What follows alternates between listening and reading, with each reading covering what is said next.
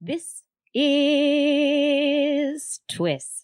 This Week in Science, episode number 942, recorded on Wednesday, September 6th, 2023. How much science did you inhale? Hey everyone, I'm Dr. Kiki, and tonight on the show we will fill your heads with a rant reversal, a brainy dish, and less pollution. But first, thanks to our amazing Patreon sponsors for their generous support of TWIS. You can become a part of the Patreon community at patreon.com/thisweekinscience. Disclaimer, disclaimer, disclaimer. If you have tuned in to this show, you know what you're in for. This Week in Science, coming up next. I've got the kind of mind that can't get enough. I want to learn everything. I want to fill it all up with new discoveries that happen every day of the week. There's only one place to go to find the knowledge I seek. I want to know what's happening, what's happening, what's happening this week in science. What's happening, what's happening, what's happening this week in science. Good science to you, Kiki. And a good science to you too, Justin. Welcome back to another episode of This Week in Science. We're so glad everyone is here to join us for another fun-filled discussion of the weekly science news. Yeah, you ready for this, Justin? I am. Ready. We're really ready to do this week. World's shortest disclaimer. And let's go. Yeah, well, sometimes I go on and on and on, disclaimering, talking about stuff. This time I figured, you know what? This is like, I don't know, were we at the 1,000th episode yet? Not yet. We're getting in there. We're getting close. We're pretty close there. Yeah, but there's always more science to talk about. People have heard all of the disclaimers. How many times can I just explain that we're going to do a science show? It's always different, which is always great.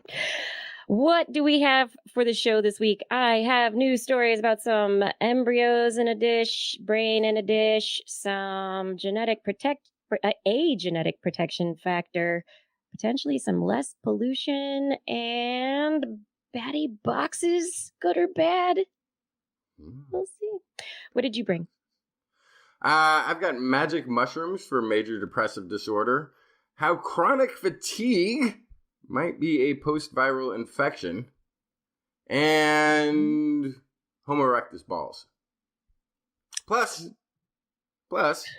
an update to the 2 week ago speculative rant prediction about Denisovans. I've already thrown it out, and I've got a replacement for today. Well, that's what we're here for. We get to talk about all of these thoughts in our brains. And if you enjoy all these thoughts in the brains and the discussions that are going on, please make sure that you subscribe to This Week in Science wherever you're watching, YouTube, Facebook, and Twitch. Wednesdays, 8 p.m. Pacific time-ish is about when we start. We go for a tight 90 minutes for sure. Ish. We are podcasting just about every place podcasts are found. And if you're looking for more information, you can find our website, twis.org. It's where our show notes and other subscribe buttons and things are. Now it's time for the science. Start with some embryos. Yeah. We'll start at the very beginning of, I don't know, human embryonic development. Exactly where I started.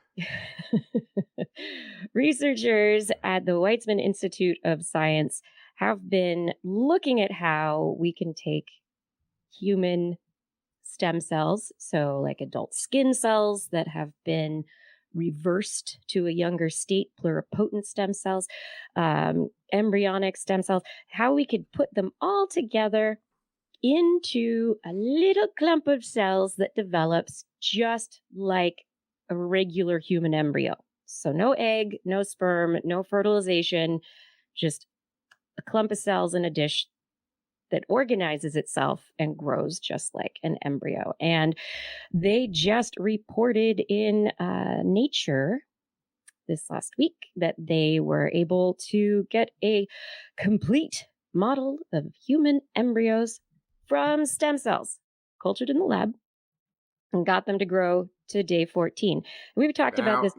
Yeah, day 14, it's not just that they couldn't go to day 15 because they hadn't gotten the cells right or something. That's the arbitrary cutoff date for how long you're allowed under law, I guess. It's kind of an international science agreement. Yeah. It's a pact, a handshake, a signature, and a line. Yeah. You're only allowed to take them to that many days. Past a certain point, too. There's also like, it's actually right where it's an ish because there's days, but then there's also like, well, if these lines appear in the cell formation, then we also you have to abort because then it has gotten to a certain state of development that you're not going to go past. So you can't cheat and have an accelerated development, right? that in 14 days gets beyond this point. There's a cutoff. Right. We're not speeding it up within that. It is what is supposed to be the natural progression of development during that first period of time. The researcher, Dr. Jacob Hanna at the Weizmann Institute of Science says there's, really like exciting stuff happens in the first month. So we're still there. The agreement is still stopping it well before the first month. But like the first month is when like the drama of cellular division takes place. A lot of the problems that lead to miscarriages and other birth defects, those occur or cells start to apoptose or be developed in the right way or the wrong way to lead to a viable embryo that can lead to a viable pregnancy. But we don't really know what's going on there. And the ethical way that they want to do this is without embryonic derived stem cells, but adult induced pluripotent stem cells. So the majority of these cells that were included in this were induced pluripotent stem cells. So they reprogrammed the cells. So they went back to this very, very early state called the naive state where they can be anything. They're naive. They can do anything. And they've been working on this since about 2013, and we've reported on some of the stuff coming out of this lab and others related to this stuff. They took the cells and they divided cells into three groups. They had cells that were treated with chemicals so that there was no genetic modification to turn on certain genes. So they were trying to basically induce these naive cells to become different types of tissue so that some of the cells became embryos because they got certain chemicals. Some of them became placenta. Some of them became like yolk sac. They needed stuff to sustain the embryo so that potentially if someday that 14-day limit is taken away, or we know that there are lots of birth defects and other issues of pregnancy related to the development of the placenta itself, if those are understood, then we can really figure it out. The researchers say an embryo is self-driven by definition. We don't need to tell it what to do. We only must unleash its internally encoded potential. And what they've created now is this stem cell-based embryo-like structure. It developed normally outside a womb for 8 days and reached a developmental stage equivalent to 14 days in human embryonic development.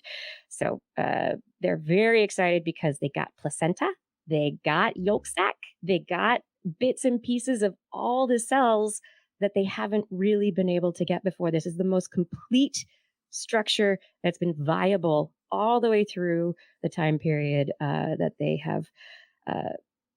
they've been working through. And so this could lead to new directions in pregnancy research, into understanding how the little tiny ball of cells that becomes a human actually gets its start, and how the yolk sac is involved? What are the genes that are involved in making it all work? And so it's very exciting to these researchers and now to the general community working on human embryonic development. Yeah, this is why I need my own country. Why do you need your own country?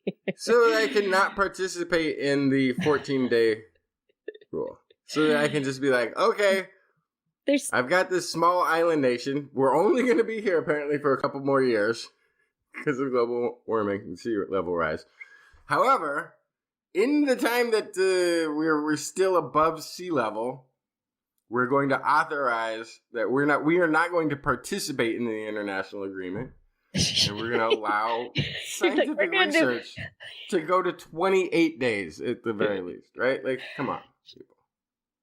Well, I think this is great what they're doing so far. Everybody's doing protocols according to international agreement, which is fantastic. If the researchers and countries decide to do it differently moving forward, understanding the research and how induced pluripotent stem cells can be used to understand this stuff, it's great. I mean, what they've already discovered with this study is that they need to have placental forming cells at like day 3, like really, really early. The placental forming cells need to be there and viable as their own type of cell really early. And if not, then the yolk sac fails to develop properly, and the embryo will fail. So this is really helpful early stage embryonic development. Very important to understand. So this is pretty cool. Yeah. Answering basic questions about how do we get our starts? How does it work? How do the cells work? What do they need? Pretty awesome. What do you want to talk about now? You're depressed because you don't have your own country. Yeah, I'm so depressed for my own country. Okay. This is actually a pretty big study in that 34 different researchers from 18 different institutions that run the gamut of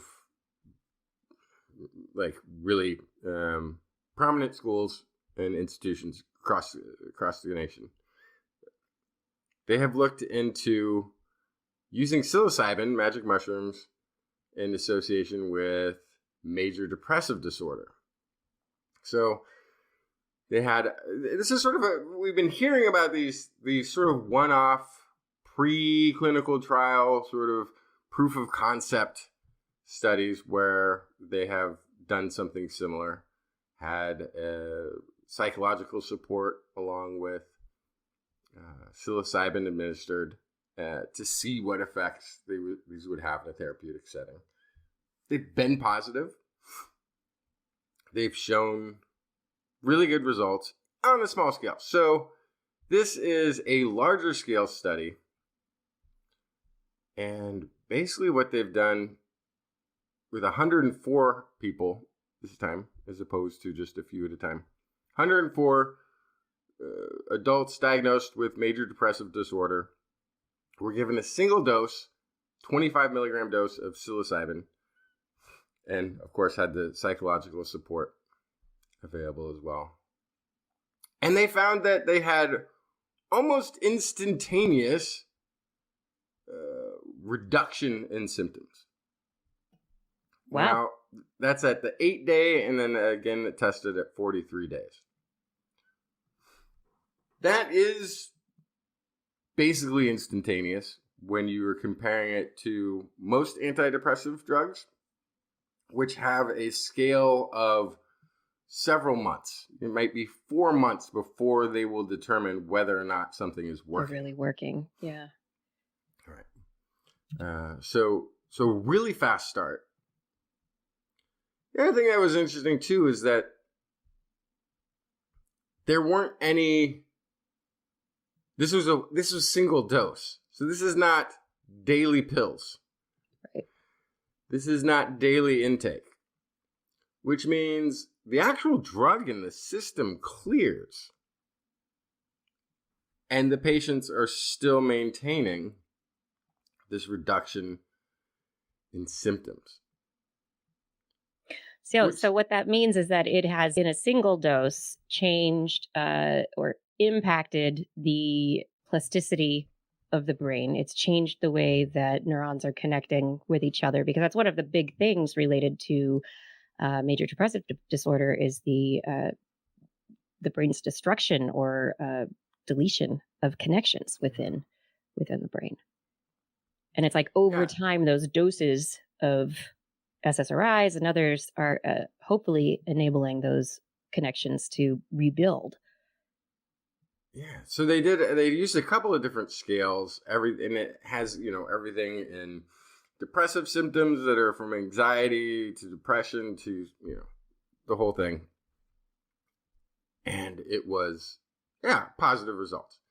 So the thing to compare this to is the antidepressants, which, like we were saying, has maybe 2, 3, 4 months before they start to kick in after taking daily doses. Mm-hmm.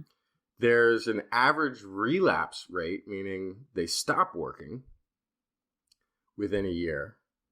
Within a year after that they kick in and are working. Mm-hmm. That actually is only effective in about 2/3 of the patients. There's still a third that each time, I guess, that it doesn't work.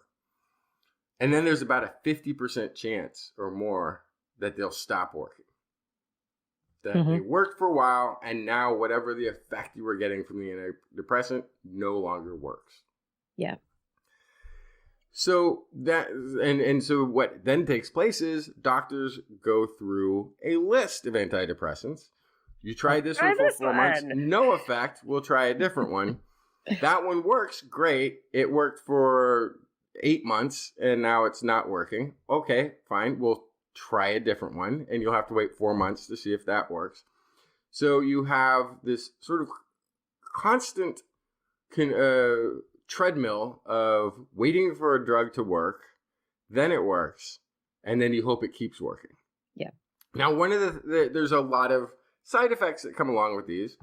One of which is an emotional blunting that's associated with a lot of antidepressants. They did not find that with the psilocybin dosing.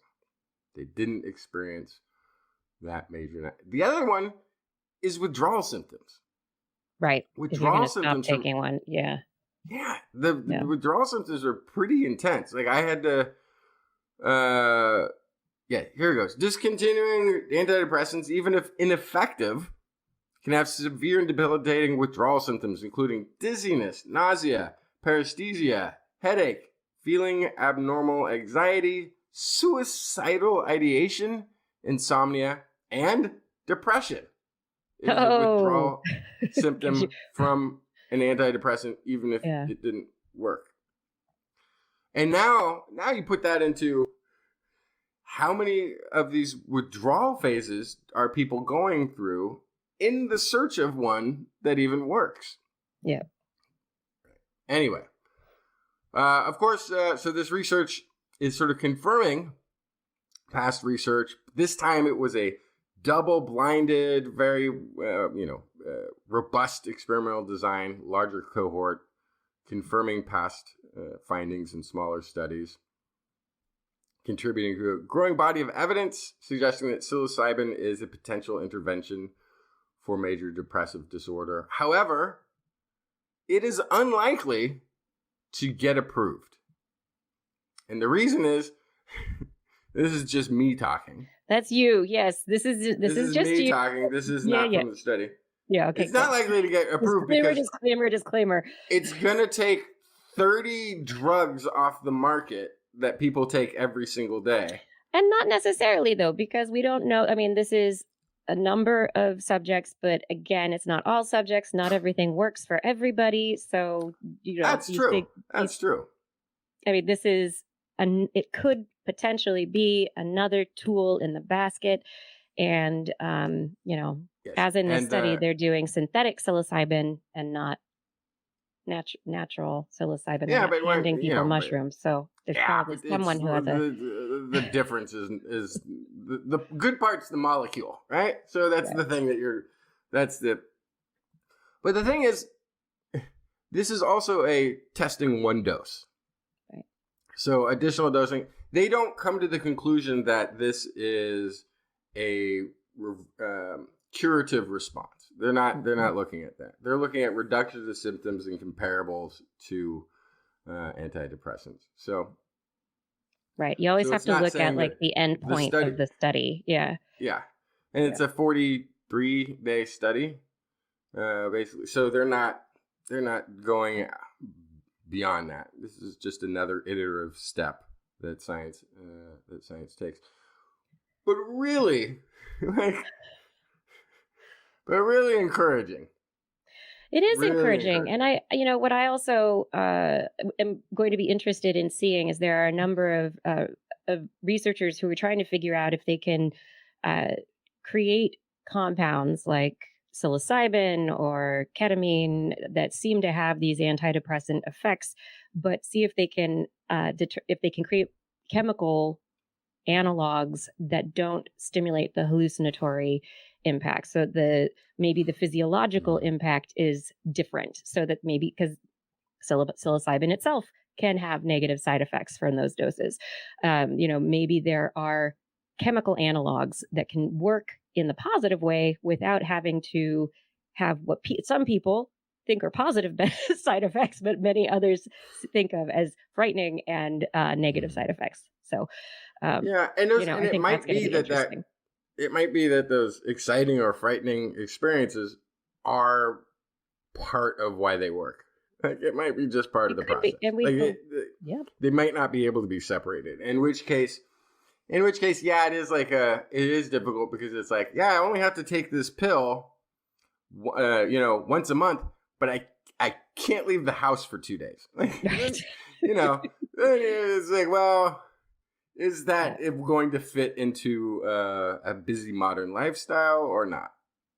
Well, maybe it's not 2 days at home, and maybe it's just a few hours that your, psychedelic therapist guiding you through whatever the treatment is. And there are people working on this. Sounds like the kind of There are people working on this stuff, which I think is very cool.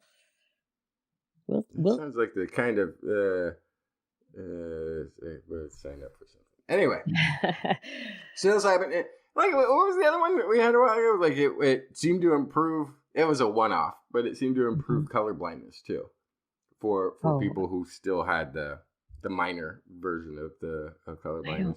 I don't remember that one at all. But it sounds like you're saying, it sounds like it's doing a rewiring, and that's why it's maybe having this lasting effect. But how does it do? It's kind of hard to come up with a product. Yeah, how does it do that? It's kind of going to be hard to come up with get a drug company behind a product that they would sell once, and then the patient is like, I'm good. Yeah, fine.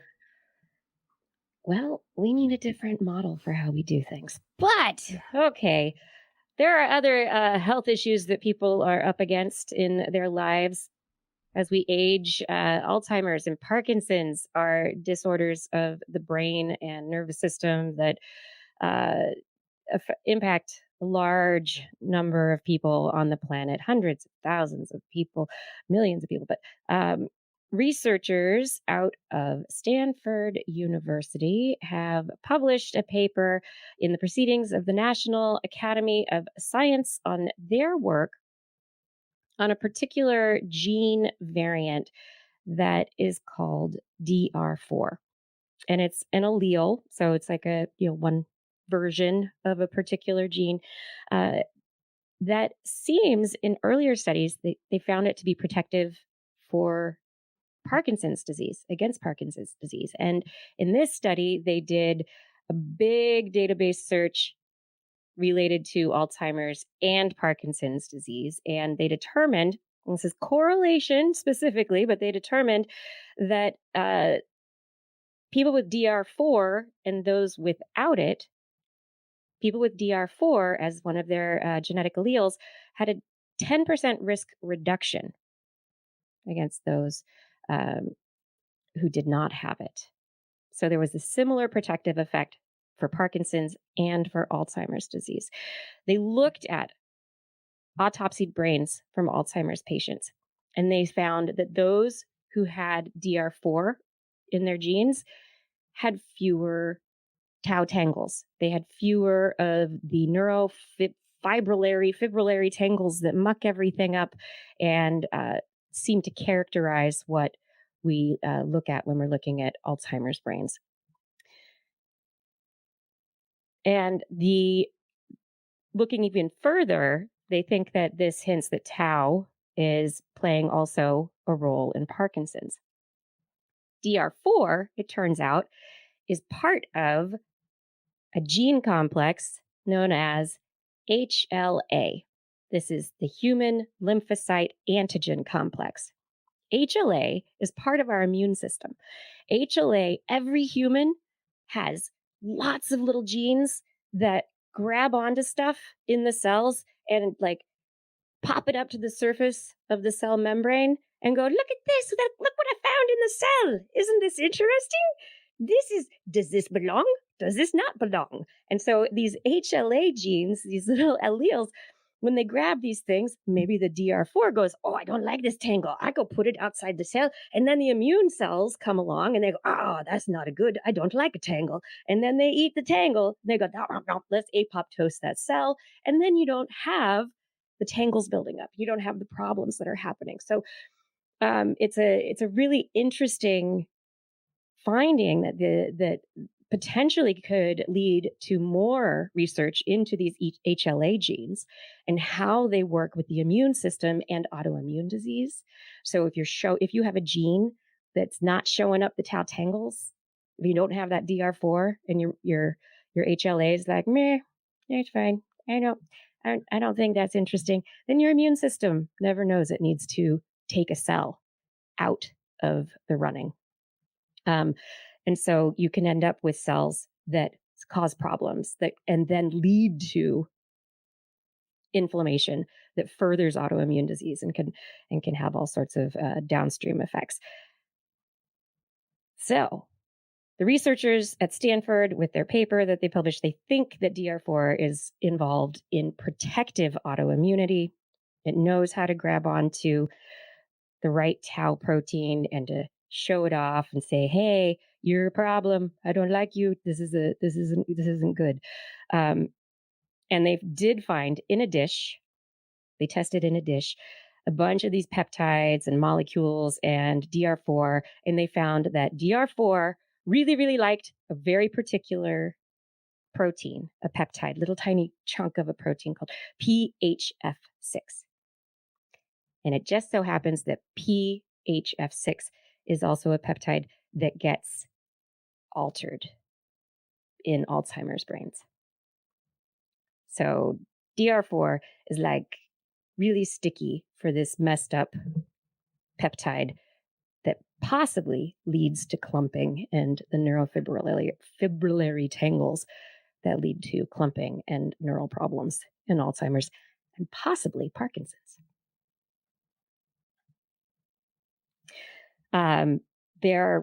From this study, they're suggesting that people that they could maybe even develop a vaccine based on this. Yeah. Yes. So I'm suspect. Yes. Of everything. When it comes to the immune system. Oh, you should be. So people with the gene. Complicated. With the gene. Higher incidence of multiple sclerosis and rheumatoid arthritis. This is the high wire act of our immune system. So, for instance, is the CD4 T cell genes or T cells. They get recruited when cells are doing bad things, and they are involved in apoptosis. They're T cells that will go after our own cells and kill them off. Mm-hmm. When they go bad. When somebody says exactly, the cell's when like, hey, what do you think of this? And they're like, I don't like it, and they will attack the whole cell. So this is also a problem for people who are trying to target tumors. Because the tumor cells might be like, oh, no, we don't want too much of these cell killers here. So they go, aha, we'll knock down that system. Then what happens Then there's over recruitment, and these things are killing other cells. So, for instance, high CD4 T cells are now associated with the most severe COVID. Right. Because when these cells get recruited, they tend to do a lot of damage to lung and liver, kidney, that sort of thing. But then if you don't have an abundant recruitment, or if you have too good of an inhibitory regulation of them that doesn't allow very many of them to interact with cells, then you get more likely cancer. This is the problem with anything. It's a balance. When you're talking about, oh, we need to go in and fix this problem in the immune system for this disease. Yeah, you can cure probably any disease by fixing the immune system, but you're probably going to cause a different disease. It's possible. Our immune system is really like 3 different systems that have been layered on top of each other and work together. Yeah, it's a very complex system. It's not ever going to be as easy as tackling one problem. You have to take into account all of the upstream, downstream effects of the thing you're doing, because they're going to affect other areas, maybe far away from the thing that you've targeted. So I'm just saying that the immune system scares me. We should mess with it, but not too much. Yeah, you can mess with it just a little bit, but not too much. It's okay. Because you got the viral researchers looking at COVID. It's like, oh, well, we need a vaccine that can prevent these CD4 T cells from being overexpressed. And then you have the cancer researchers like, no, we need to increase them so that they can take down the tumors that they're being recruited to take down. And it's almost like you've got different people trying to cure different diseases in complete opposition about what should be done to perfect the human body. But of course, but it's not necessarily perfecting. It's not necessarily perfecting the human body. It's cost benefit. If you're against Alzheimer's or cancer, maybe this choice and treatment that we have right now is the best thing to do at this point in time. Maybe one thing at this point. That's where we are. Maybe someday nanobots will fix us all. I'm still trying to achieve the perfect body. I don't know. You pumping iron, or are you feeling a little fatigued? Doing nothing. Nothing. Oh, I'm doing nothing. Do you know why? Because I am just chronically fatigued all the time now. That's however, you're a parent. It's because I have a little virus that's growing in the house, getting bigger every day. Getting into more and more things, climbing on stuff now. My goodness. Oh, that's this is an interesting article. Oh gosh. I don't know where this is. Public Library of Science. Awesome. Pathogens. Close pathogens. This is Professor Maureen R. Hansen, Department of Molecular Biology and Genetics, Cornell University. Took a look at the history, the correlation between what is typically now called chronic fatigue syndrome, but used to have a much more sciencey name, myalgic encephalitis. Yes, myalgic encephalomyelitis or chronic fatigue syndrome. Yes. Yeah. So it got turned into different name. Anyway, chronic fatigue syndrome. I'll call it that because I can't pronounce the other one. Or you could just say MECFS. MECFS. There we go. So this is one of these diseases that everybody has been faking for the longest time. Something they estimate around 60 million or more people have been faking this disease, that they're just tired all the time when they're really lazy. Well, no. People have this chronic fatigue. However, there's no diagnostic. There's a diagnostic that varies, but there's no treatment. Yeah. And most doctors don't have a way of a clinical test that identifies for sure, yes, you have it, and because of this, and it's affecting here.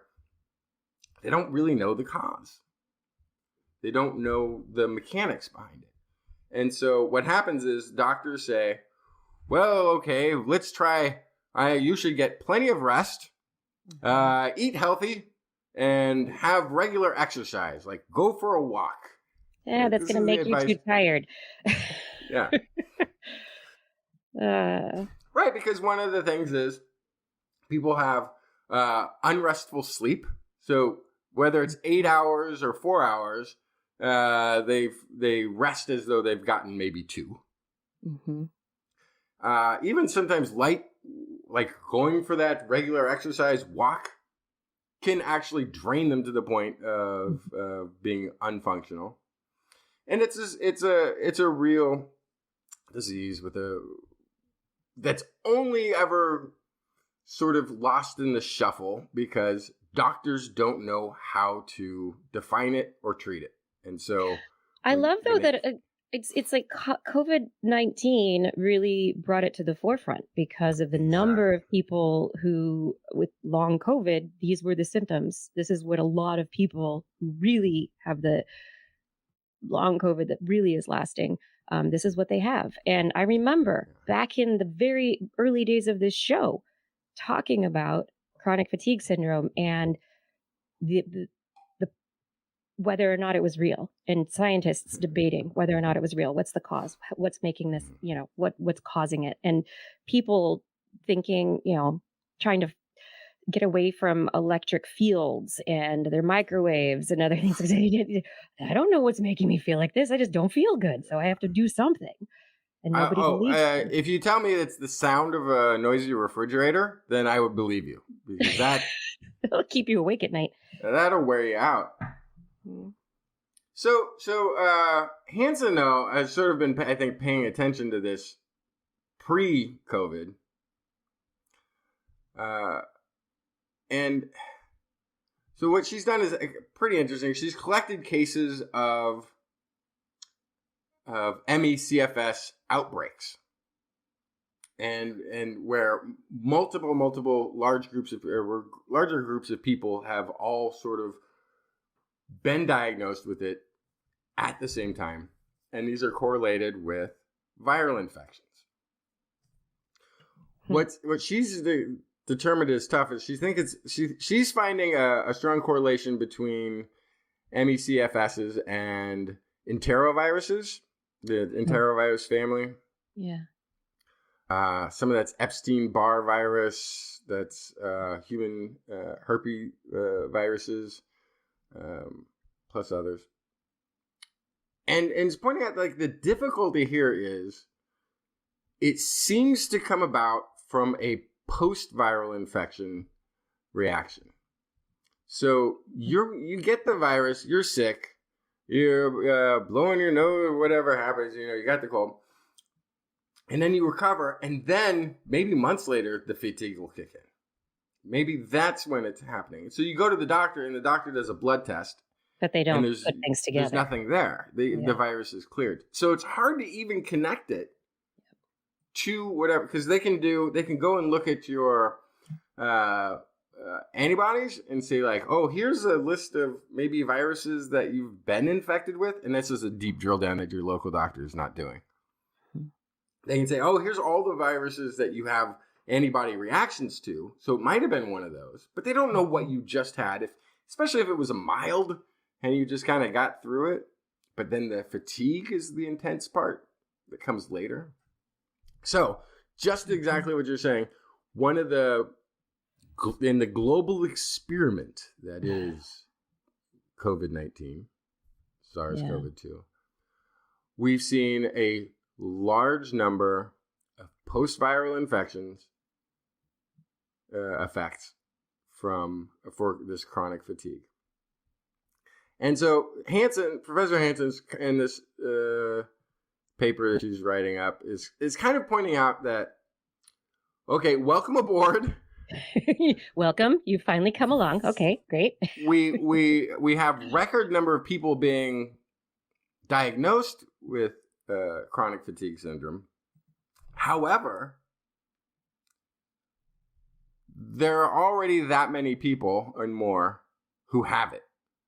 And they didn't get it from SARS-CoV-2. Mm-hmm.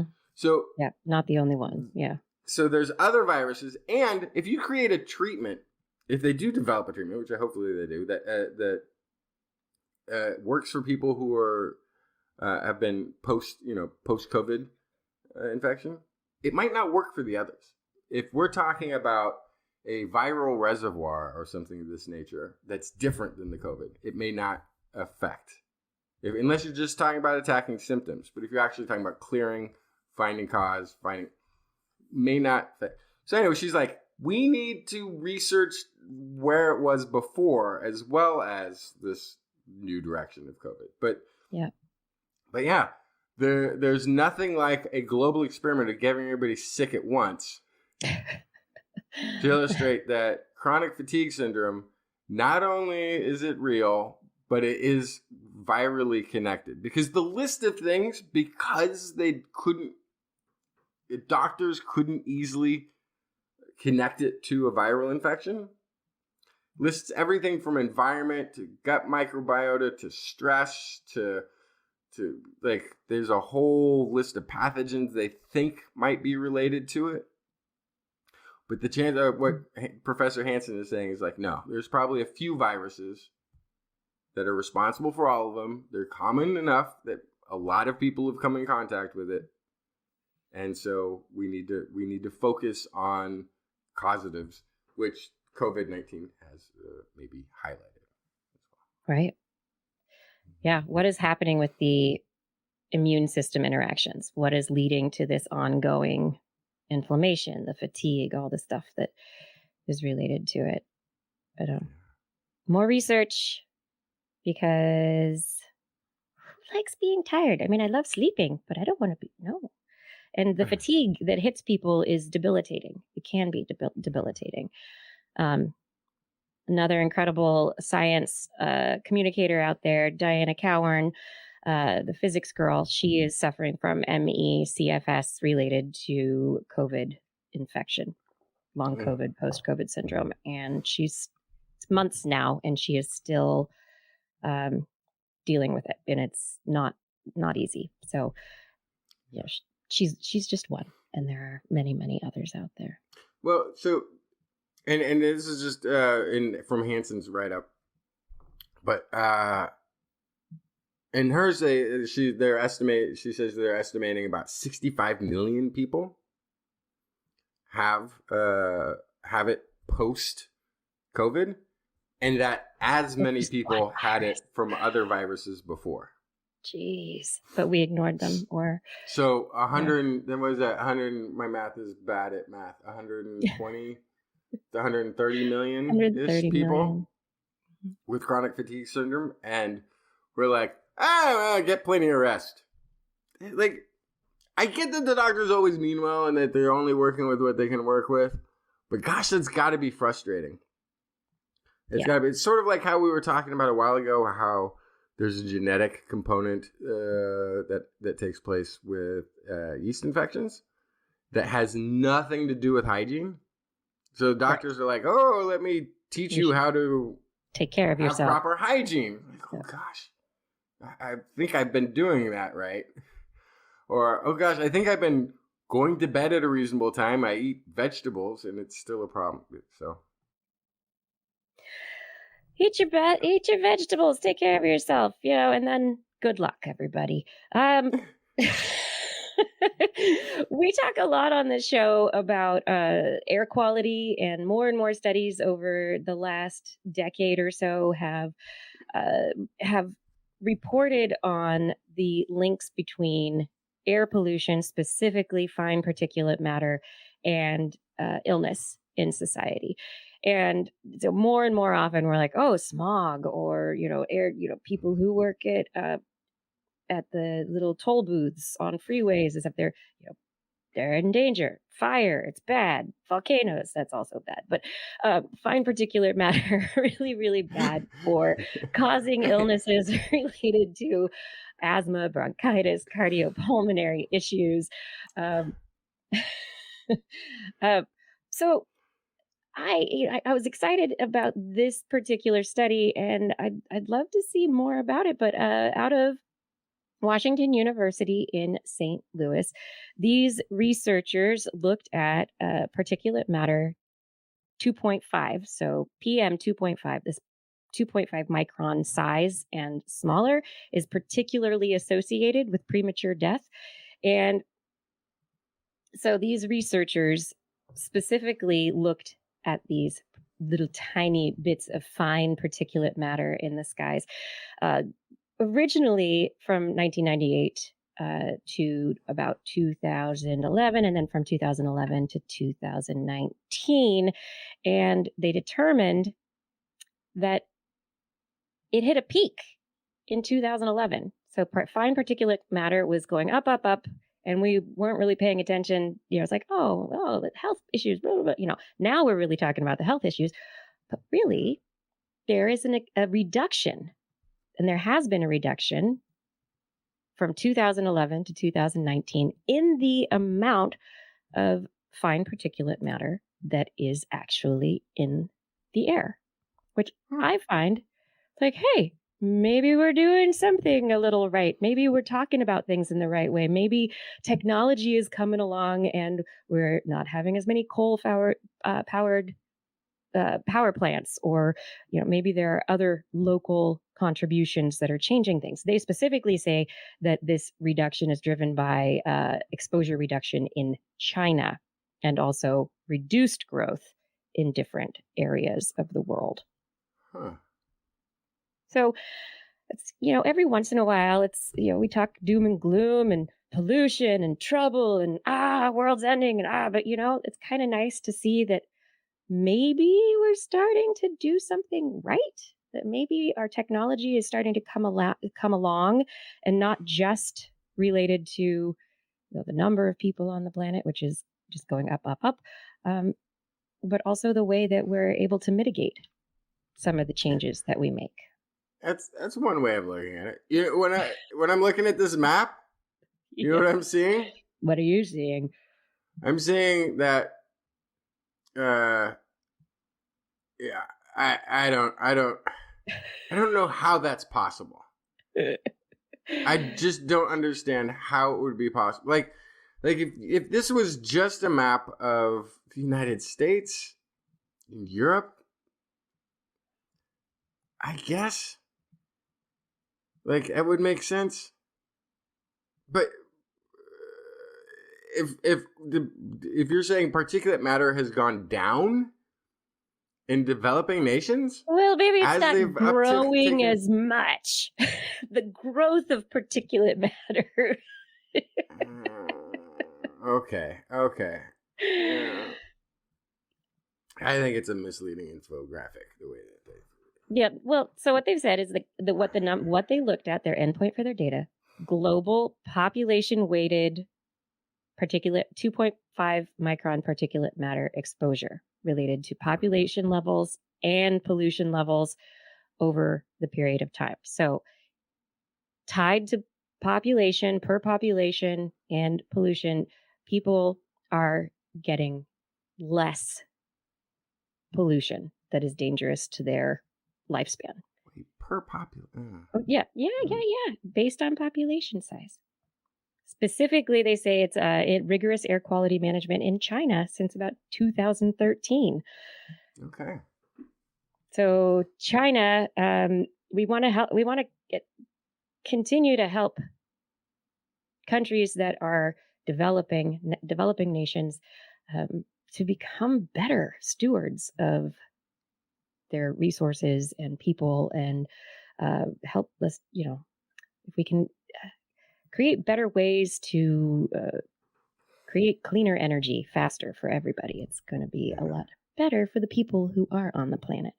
But anyway, good news, everybody. Little less pollution. Even though there's more people on the planet. I'm not going to talk about those numbers anymore. Like, if they're dividing the amount of pollution by there being more people, then I'm like, okay, I see how you got there.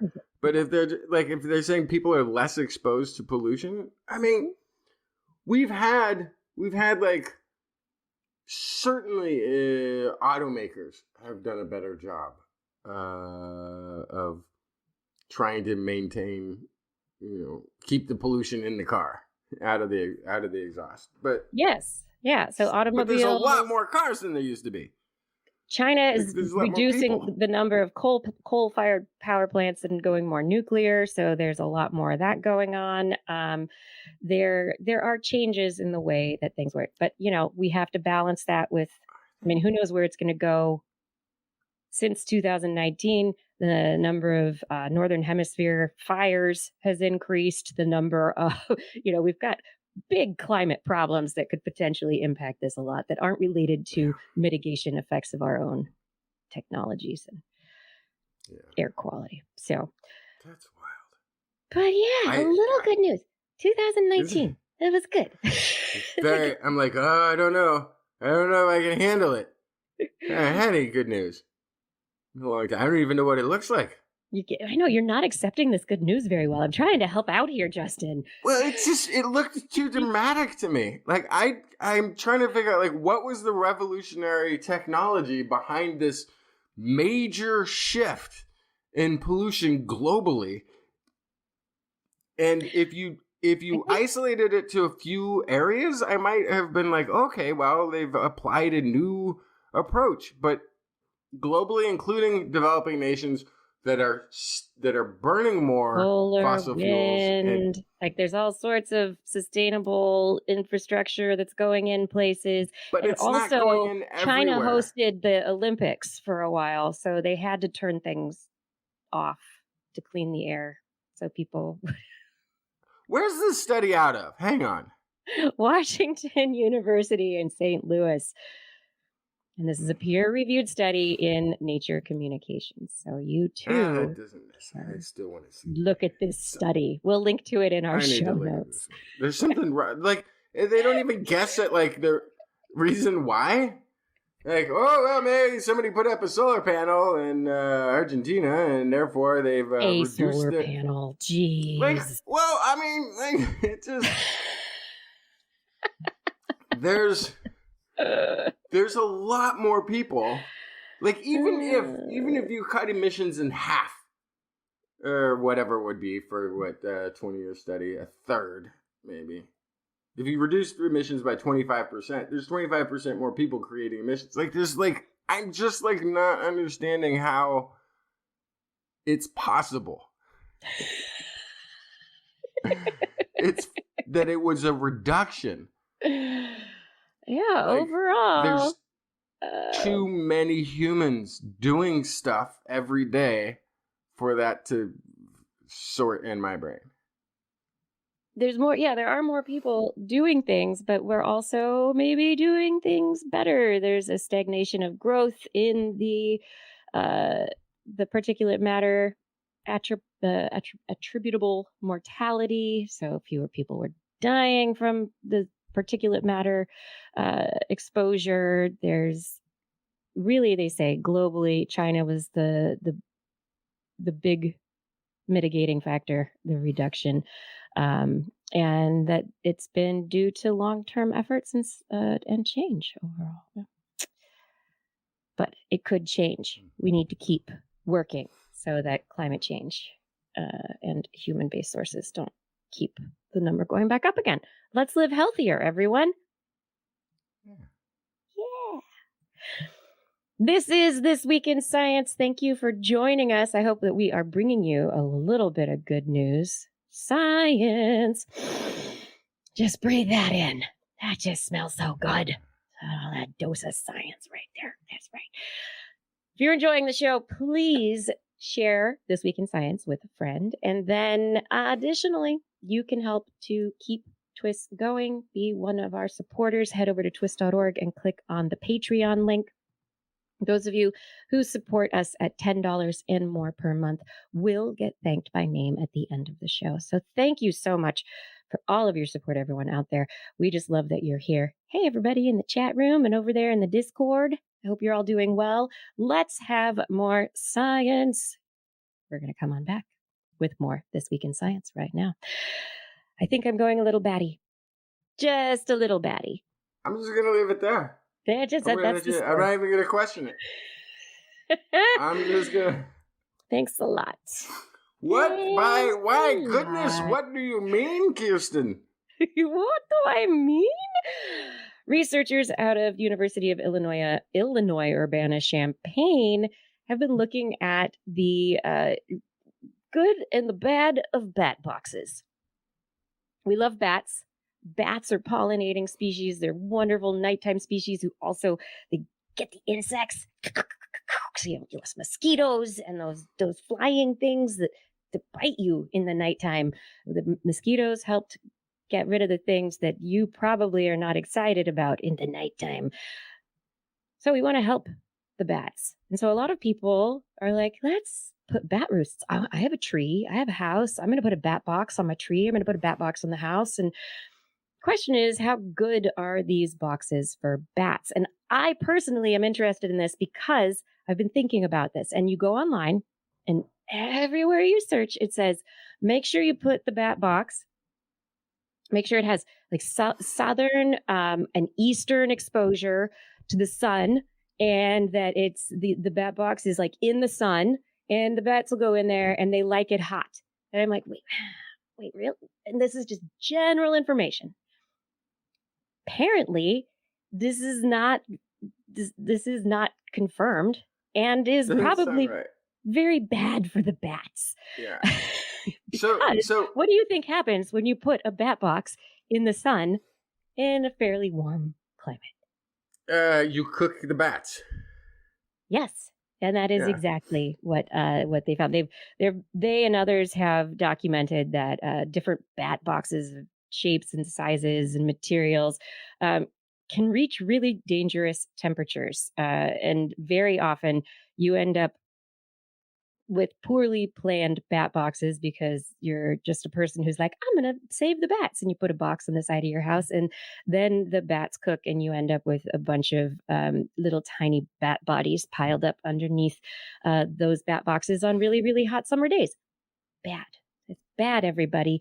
The biggest concern is overheating. And they think that what's happening is that people are inadvertently creating what's called an ecological trap by putting bat boxes in places. It's something that the bats might like, but it's not necessarily the best housing for them. So the bats might inadvertently choose this bat box, but that bat box might not be where they should be because it's in a bad place for them or it's just poorly designed. And on top of overheating, the opposite of that is freezing, because if it's exposed and in the wrong place, not only do you have the problem of hot summer sun, you also have an issue with no insulation and low temperatures in the winter that can freeze bats. So the researchers are assessing these conditions and trying to figure out how to make better bat boxes for Build a bats. better bat box. So But then you have to put them in the right place so that raccoons can't get them, or snakes, or other predators. And then what about ticks and mites and other ectoparasites that might really like living in those bat boxes and make it... we're not going to solve every bat problem. Well, But- these researchers publishing in Conservation Biology, they would really like us to do a good job of trying to help the bats. And I think we can do better. We can do better if we try. We can save the bats if we build better bat boxes. And I think my big take home for this is don't just accept what you see online, because you're probably using unconfirmed information to create the best. Unless you listen to this show online, in which case, That's believe right. everything. Believe it all. John Morano, in a comment referring to the study I was, my comment on your study about there being 25% more people. Yeah, over the course of that 20 years, according to some website I just pulled up, 1999, we were just over 6 billion people on planet Earth. Now, right. And then, what was it, 2019 was the end of that study? 7.764 billion. So, not 25%, but maybe 20%. Actually, it would be a little over 20%. 100% of humans die eventually. But yeah, we have a population growth rate of over 1%.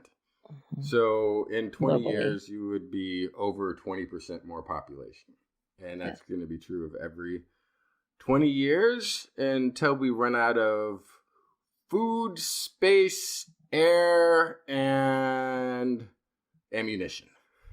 So in the meantime, don't worry about us. Worry about the bats. And if you are... Let's focus on the bats, people. Let's focus on saving the bats. The researchers who were involved in this study at the University of Illinois, Urbana-Champaign, they have a website, which is wildlife.nres.illinois.edu/safer bat boxes. We'll link to this on our website.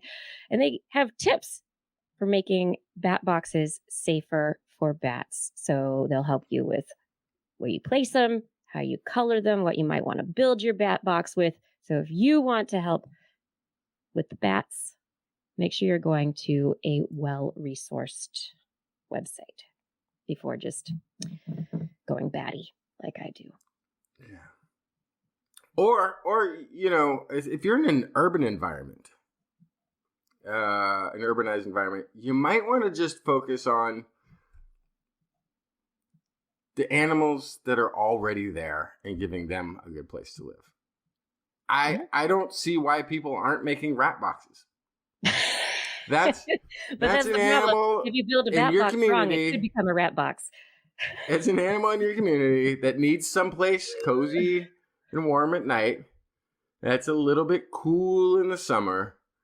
Rat boxes, people. Why not? It's that or your house, right? That's why they keep trying to get in. They don't have any rat houses anybody built for them.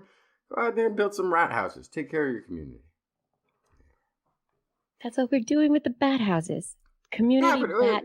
Don't just be one animal specific. All the animals. You know, my house is home to all the animals now. Yes, okay. Build a raccoon mansion in your backyard. Forget the tree house. Raccoon fort. People build squirrel houses. Why not a raccoon house? A squirrel house. Perfect idea. I apparently only plant things in my backyard that help bunnies survive now. So that is what I'm doing. I'm helping the local bunny population.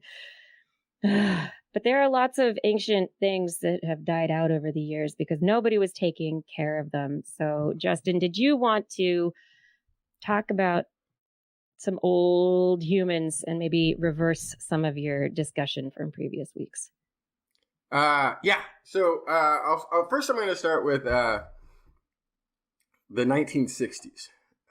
Researchers in northern Israel excavating a 1.4 million year old Homo erectus site found hundreds of stone balls.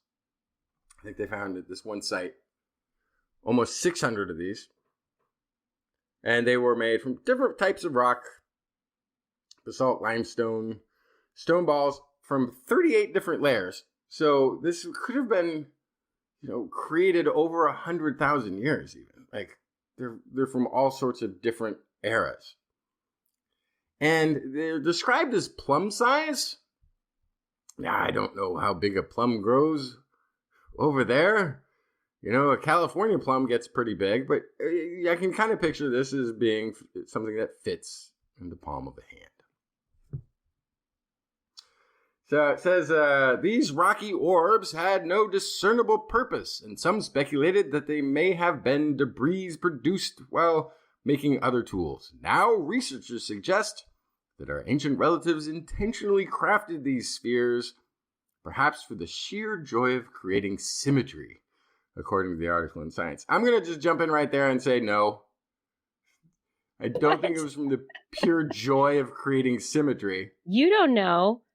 Don't know, but I'm going to speculate because I think that they were probably not used for hunting, but likely used to throw at things. That makes a lot. I mean, looking at these spheroids, they look like something that you would throw, but maybe they were playing bocce ball. Or Look, baseball. it's possible. It's possible they set up ancient bocce ball courts and that sport goes back way further. That's probably. But the fact that they had so many of them at the sort of home site makes me think that they were used to ward off things. So, you've gone there and you've done your big hunt, and now you've brought the big roast beast or unroasted beast back to camp. Now here come all the other animals who are like, oh, we want to eat your food. How do you keep them away? You either can wave a stick at them or you can throw a rock.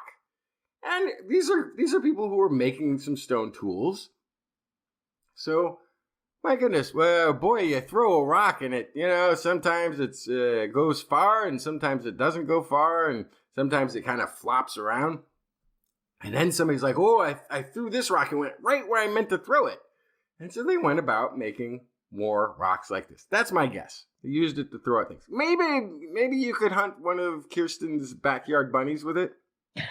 But beyond that, probably not a great hunting tool, but pretty good maybe at throwing it. I don't know what's there. Coyotes or whatever might be trying to wander into camp, or a lion even. Like, you don't want to get close. Saber-tooth things. And hopefully you don't throw it at other humans. But the researchers did 3D modeling, and they could tell that these were from the scarring and little nap signatures on these, that they were intentionally crafted to take on these spherical shapes. That these aren't like river stones that were collected, because that would have been too smooth. It wouldn't have had the sort of precise napping that was required to get to that point. So, and there's some point out that we don't have the full context, because of course these are 1.4 million years old or something. So for all we know, they were painted bocce balls, like you're saying, Kiki. This was part of some sport or some entertainment. What do you do when you're biding your time at camp in between hunting outings, or how does it work? Yeah. How long have human ancestors been trying to entertain themselves? Oh, probably. And protect themselves. Can you imagine? Well, they did have the stars to watch. Those must have always been fun. Anyhow. I wonder though, this kind of a structure, it's very, like you said, it's something that was on purpose. This is something that they possibly learned, the napping technique. Maybe this is also early learning how to do flint napping, or learning how to create structures. Maybe these were, instead of teaching your child how to make a knife, when they might still smart. Maybe you start with a ball. Maybe maybe these were maybe they had lots of different uses. And so actually what you just pointed out is so smart, because one of the things that we're almost always missing from every archaeological record are children's toys. And yet we have all these small rattles, or like this, small balls or small artifacts that we find made, that we go, oh, yes, they were ritual use. They had some sort of because it didn't have a clear function. Chances are we're finding toys all the time, but archaeologists become archaeologists because they were not allowed to play with toys as children. So they don't recognize them. Any archaeologists out there, feel free to pipe in on that one. But no, you're right. I mean, it could just be that these were, I don't know, made by children, but they could have been made for children for sure. They could have been children's toys. Why not?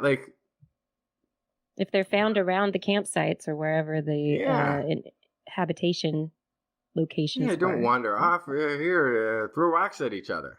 That's a right. What could happen? We don't know. Here, try and make these rocks and then throw them at each other. No. Throw them at the saber-toothed coyote Don that is trying to attack her. or that. Yeah. Okay. All right. So then this brings me to, I'll finish up with my So 2 weeks ago, I said, oh, I don't believe in Denisovans anymore.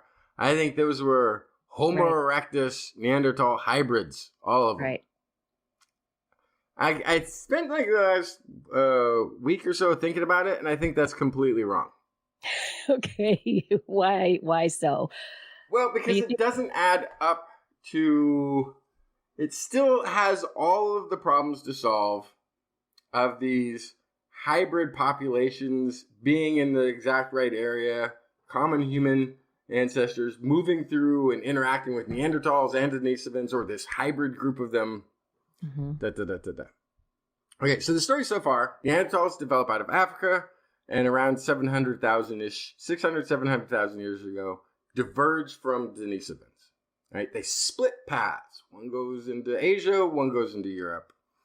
And there's always being mentioned a mystery archaic DNA somewhere in there, but we'll just ignore that because we don't know what that is.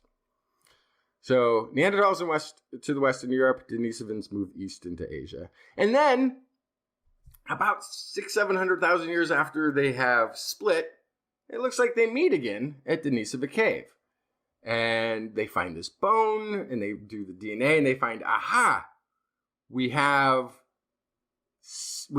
discovered a Neanderthal with some unknown DNA that we now can tell was connected to Neanderthals about 700,000 years ago. We have a hybrid between the two. This is the amazing discovery at Denisova Cave. Okay. Here's the problem I'm finding. Is the order of discovery has dictated everything. Okay, so Kiki, you and I are going to go and we're going to sequence the genome of a donkey. Yes. Okay? Okay. And so we find an old donkey skull in the desert, and we find out we can extract some DNA from it, and we do. And now we have the genome, for the first time ever, of a donkey. Yes. And then we go and we find a horse, and we sequence the genome of the horse. And we find that the horse actually is half donkey and half archaic ancestor to the donkey that was split by a long period of evolution. Well, what turns out is our hybrid that we think this horse is actually a horse. And what we first sequenced and called donkey was a mule.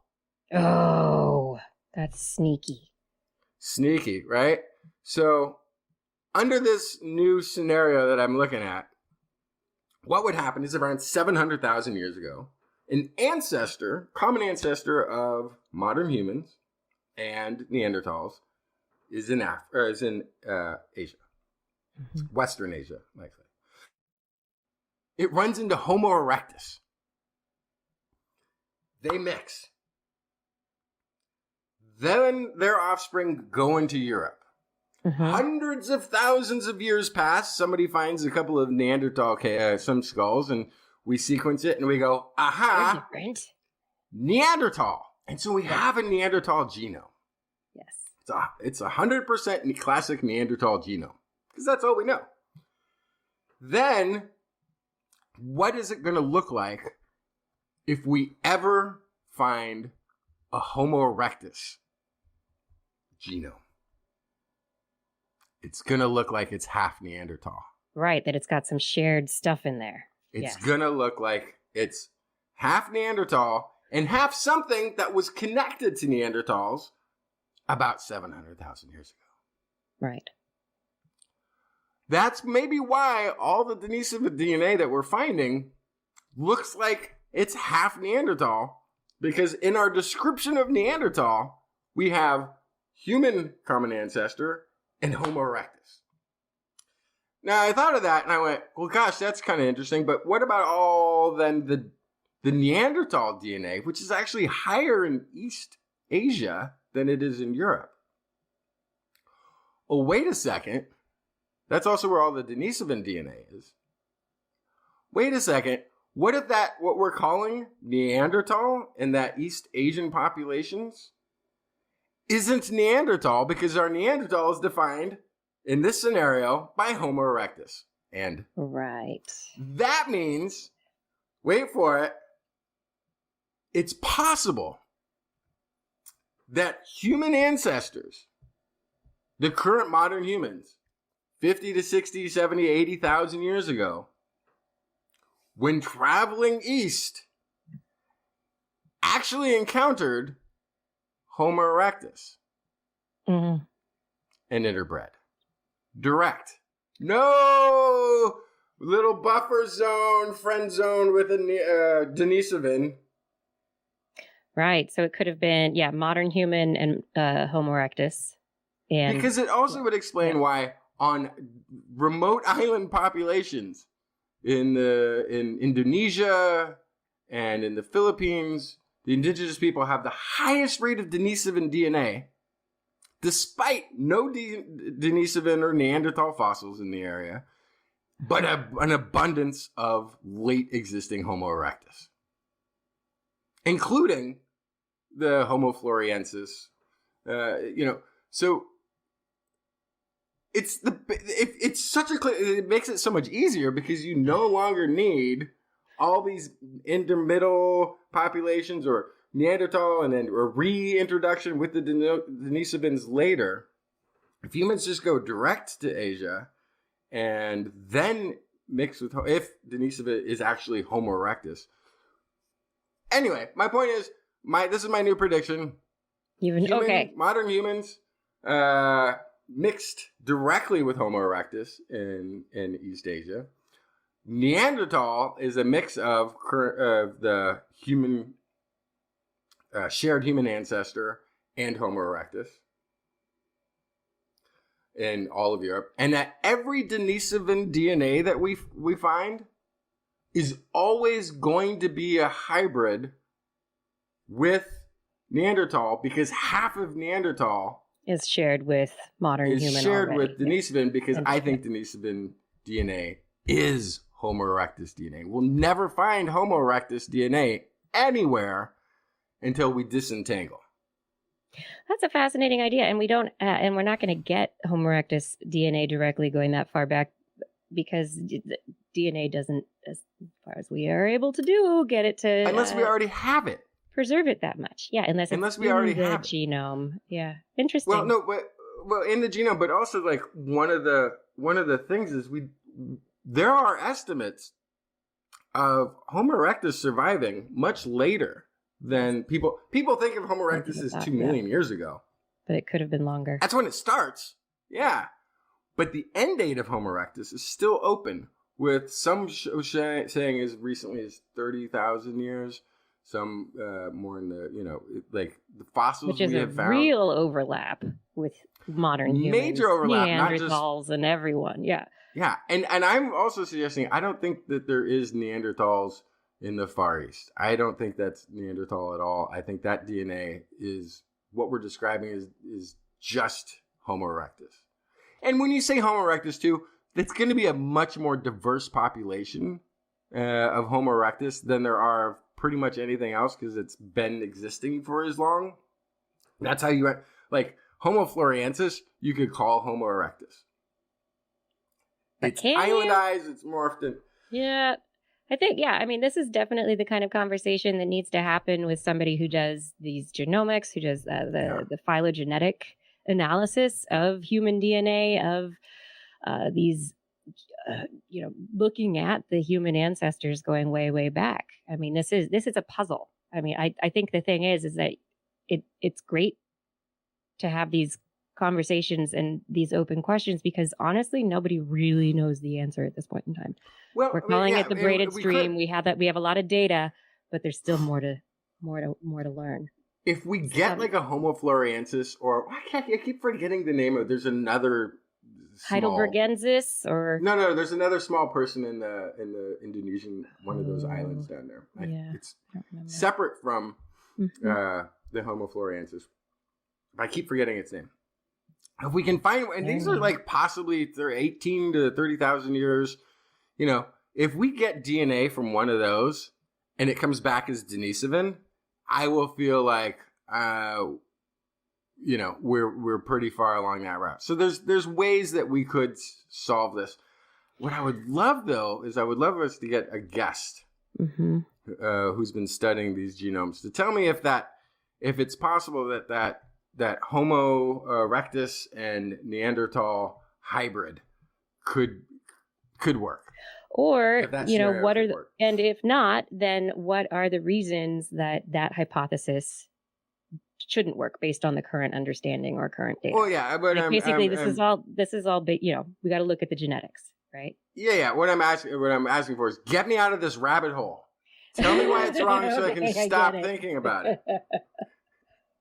I can't do anything with this information. I need to get it expunged from my brain so my brain stops going, wait a second, whoa, hold on. We need to get you some help. Well, this is the other thing is like we were talking about looking at the pluripotent cells for signs of early pregnancy termination. Miscarriage. Yeah. Those genes in the Western world are strongly correlated. They're associated with Neanderthal inheritance. Right. Some of them, yeah. A lot of it is. It's heavily influenced by Neanderthal ancestry. So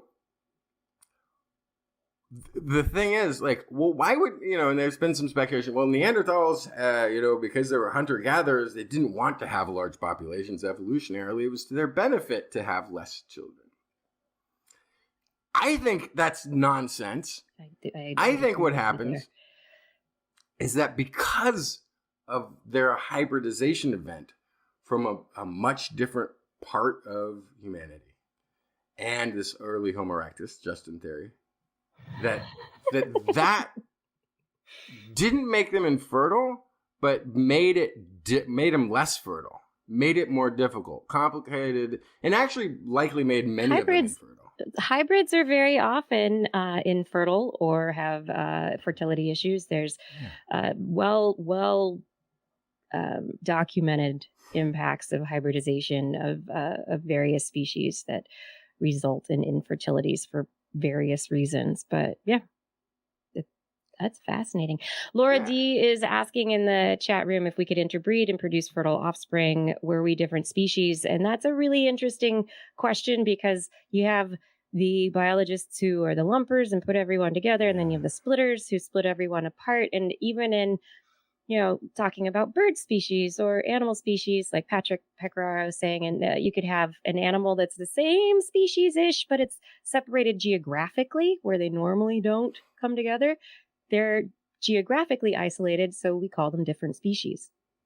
But they can hybridize sometimes and come together because of geographic incidents, and they do, or they mate just fine. And it was just a geographic isolation.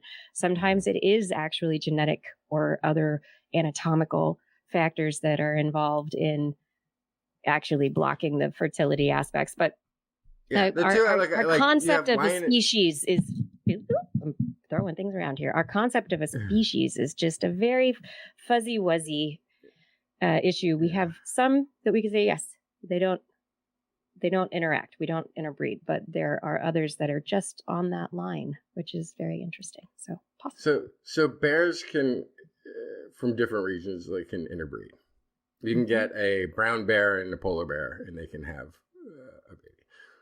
Lions and tigers can make ligers. I don't know if a liger is reproductive. I don't know. Horses and donkeys seem like the same thing. And they can reproduce. A mule that then cannot reproduce after. Exactly. So that's the thing. There's a little bit of genomic dice roll in how the components that you inherit can operate the next time round. And with Neanderthals, what it looks like is they had some major issues with reproductive health that may not have evolved naturally. I think that's a clear sign of some or it was a trade-off because maybe their reproductive aspects, it was a trade-off for survival in other ways because they were living in colder climates more often. There was they had slightly different adaptations to the ecology of the areas that they were in. So these are big questions. They're fascinating. But we can't answer them tonight. That's for We'll sure. try, though, by We'll continuing to try. talk about them until my brain is reduced Or to until a I few get a guest cells in a who can dish. put you in your place. Right. Okay. Cells in a dish. Let's talk about those. We love cells in a dish. Wait, what did you say? I was talking, you were saying something about, anyway, yes, in a dish. Put the Cells brain in a dish. Researchers published in Nature Communications last week their work on this wonderful dish brain system that we've talked about previously on the show. Researchers have been trying to demonstrate synthetic biological intelligence with a neural network of cortical neurons in a dish brain that were trained to play Pong. We talked about this, and so the brain, these little cells were able to go, oh, I'm connected to a monitor, and or this is the feedback that they were getting, and they were able to, cells in dish, able to play Pong with a computer interface. I don't think they knew they were playing Pong, but they learned based on certain feedback how to react and how to turn themselves on and turn themselves off, stimulate or reduce their output. Now, these researchers just publishing in Nature Communications, their study critical dynamics arise during structured information presentation within embodied in vitro neuronal networks. So what does this mean? It means that the researchers have taken their dish brain and they put the dish brain to the test against hypotheses about how the brain works and how neurons in a neural network work together. And because of what they had been able to do, teaching the neurons to play the game of Pong, they were able to measure the what's called criticality of clusters of neurons on how clusters of neurons interacted and reacted to feedback that was presented to them. And they discovered that they needed feedback responses. So feedback loops led to the real activity and real learning of the network. And there's been a hypothesis in neuroscience for a while that's called a criticality event, leading to a neural network choosing one path of action or another, being active or not being active. How is it going to be going to respond? And based on what they saw in their dish brain, they were able to show that this criticality hypothesis was supported. So the brains needed to have feedback. And when they had feedback, certain populations of the neurons went into what was called an avalanche mode. They all decided to work together. It's like we have a threshold, a potential that leads to a single neuron firing or not firing. But in a neural network, there's also kind of a threshold. And these researchers thinking about this, the importance of this is that sometimes when neurons all go too much, then you have things like epilepsy. You have storms in the brain. You have migraines. You have things going wrong because the neurons aren't working together in the proper way. They're not acting on feedback correctly. The opposite end of that is a coma, where the neurons are just not reacting to feedback at all. And so in this gameplay simulation and stimulation, they were able to show that this neural criticality is just a base feature of how neurons interact, and it's really important for neural networks to move going forward. Learning, feedback, and there has to be a reorganization of the neurons working together to get to this critical avalanche state where they go, boom, we're firing together, everybody. Let's do it. We're a team. And Daniel Smith in chat room, yes, the old adage, neurons that fire together wire together.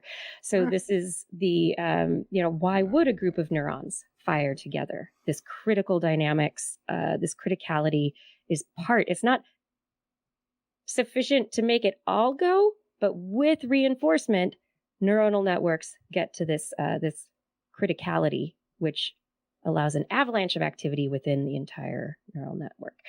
So why is this important? This is important to understand cognition and how our brains work generally, how we can potentially move forward in understanding disorders like comas or epilepsy, and also how we can create better brain dishes, dish brains, video game playing brains in a dish. All better. At least we've given them something to do in there. We were talking about the Homo erectus getting bored. Boy, being a brain in a dish. Brain. Ugh. And then, what is it? What was the brain? That was the Steve Martin movie where they were brains in jars. Blair's favorite movie. Was it The Jerk? Was that the one where he ended up in the brain full of jars? The jars in the room full of brains. I don't. Anyway, there was vague recollection of something you're describing there. A study this last week that people were talking about a lot online. It was published in the Journal of Pediatrics. Researchers showed that when you put complex breast milk components into infant formula that the babies for 12 months, if they were supplemented for 12 months, it raised their IQ by 5.5 years of age by 5 points. So complex breast milk proteins like lactoferrin, MFGM, others, these supplements led to increased IQ. But this is specifically for infants. And I just wanted to bring this study up because... Infant IQ? 5.5 years. So child IQ, they measured the IQ at the age of 5.5. Complex skills, executive function, learning, inhibition, those kinds of things. The Man with Two Brains. Thank you very much. That was the movie. Yes, Paul Disney, you guys got it. The Man with Two Brains. That was the one. But the coverage of this paper out of the University of Kansas has been bothering me because it makes it sound like, if you give this souped up infant formula to your babies, you're going to raise their IQ. But they're not saying it's better than breastfeeding. This is because a large number of infants are not breastfed for various reasons. There are, all sorts of reasons why breastfeeding doesn't pan out for people. We're not going to go into that. And it's been a question as to how can we make formula better. So this isn't suddenly infant formula is better than it is. After a hard day's work, there's nothing that rejuvenates me better than a hearty cup of breast milk. Why, I just love it. No. Yeah. So if babies are fed formula that have more complex profiles for carbohydrates, fats, all those things, and are closer to that of natural breast milk, it does help with cognitive development, but this is not an either or. This is just helping to make breastfeeding formula or baby feeding formulas better. Yes? Yes. But I need that extra edge throughout the day. A little bit of breast milk in my coffee. That's what I go with. Soup up your brain skills. It also does wonders for the luster of my hair. No, don't. Gosh. Oh, the internet. My last study for the night. Let's not stay up too late because yet another study has shown that when you deprive mice of sleep, it causes neuronal cell death in the hippocampus. They didn't look at people. But Wait a second. because they kept mice up for 2 days and didn't let them sleep, they're able to say this is bad. Sleep deprivation. This is a study published in the Journal of Proteome Research in mice. They determined and they were able to correlate the sleep deprivation led to neurological damage in the hippocampus. In these mice, they looked at the hippocampi and looked at the proteins that were involved, the genes that were involved, and what was actually happening with the mice. The mice also really got worse at navigating a maze over the couple of days that they weren't sleeping very well. Sleep deprivation affected their behavior and cognitive abilities, but they determined that there is a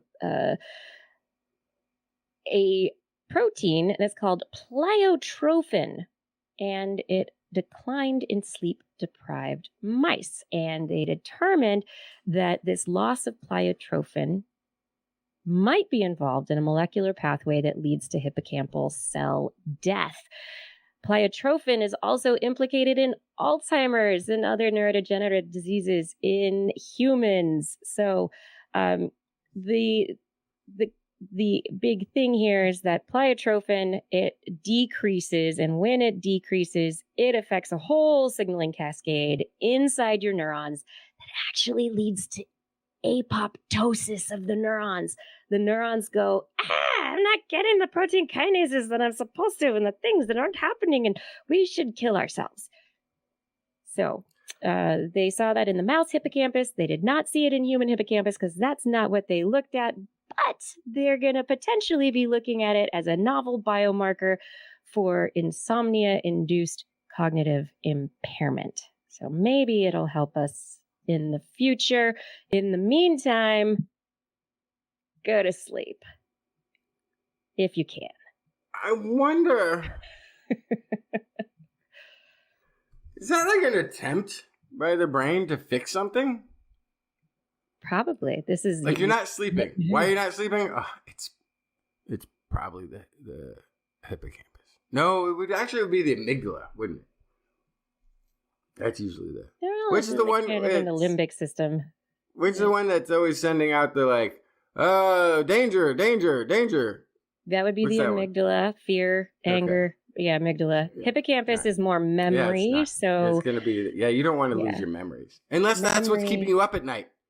And then, see, maybe the brain's like, okay, we're having a problem. We need to delete some files. That's what we need to do. Right. I don't know if the hard drive is full or not, but this is a step I always take.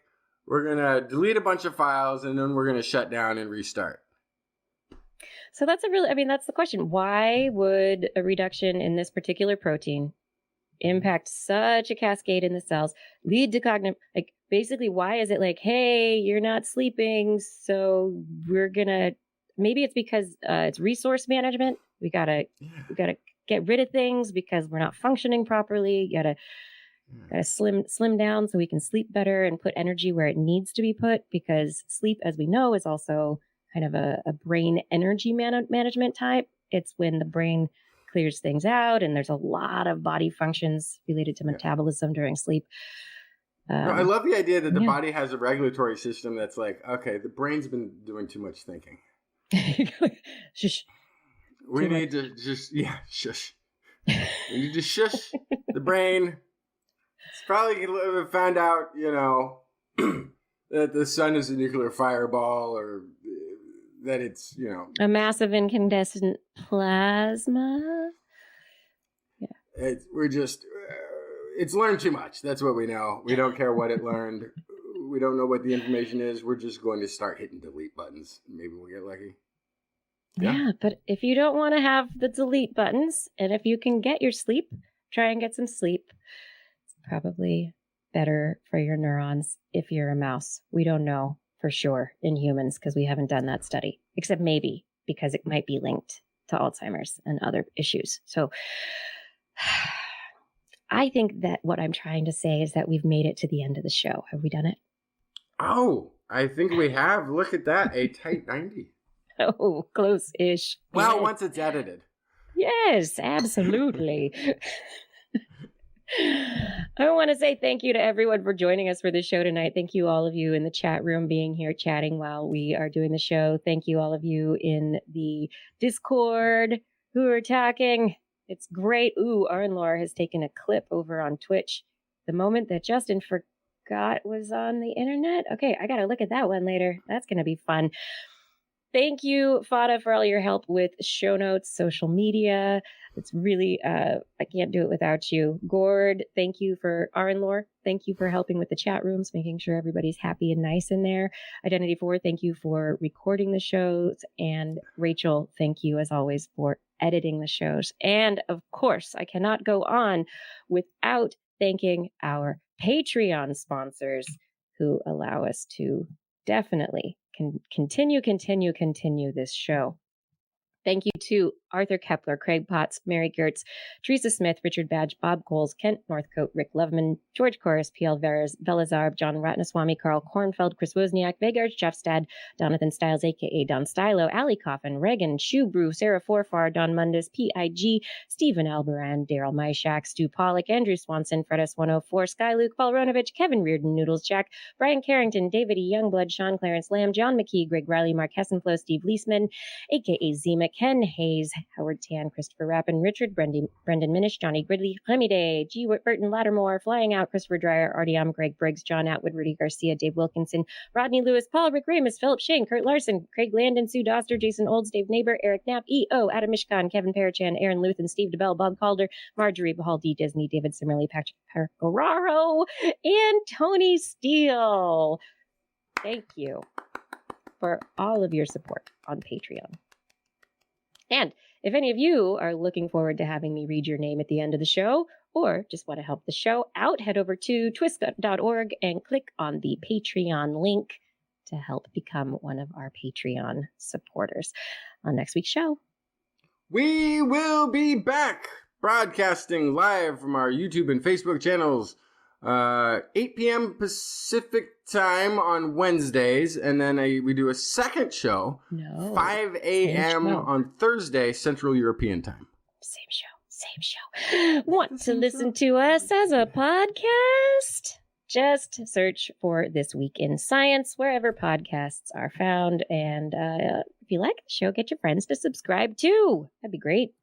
For more information on anything you've heard here today, show notes, links to stories will be available on our website, www.twis.org, and you can sign up for a newsletter if you like. We might send one someday. You can contact us directly. Email me, Kirsten at thisweekinscience.com, Justin at twistminion@gmail.com, Blair, and congratulate her on her little bambino at blairbaz@twist.org. Make sure you put twist somewhere into the subject line so your email doesn't get spam filtered into addition, a brain playing Pong, and then end up with a old rock thrown at it by some kid who lived in a cave. We'll never get it. Never, ever, ever. And we want to get it. We love your feedback. If there's a topic you would like us to cover or address, a suggestion for an interview, a haiku that comes due tonight, please let us know. And we will be back here again next week, and we hope that you will join us again for more great science news. And if you've learned anything from the show, remember, it's all in your head. This Week in Science. This Week in Science. This Week in Science. This Week in Science, it's the end of the world. So I'm setting up shop, got my banner unfurled. It says the scientist is in, I'm gonna sell my advice. Show them how to stop the robots with a simple device. I'll reverse global warming with a wave of my hand. And all it'll cost you is a couple of grand. 'Cause this week's science is coming your way. So everybody listen to what I say. I use the scientific method for all that it's worth. And I'll broadcast my opinion all over the earth. 'Cause it's This Week in Science. This Week in Science. This Week in Science. Science. Science. Science. Science. Science. This Week in Science. This Week in Science. This Week in Science. This Week in Science. science. This week in science. This week in science. This week in science. This week in science.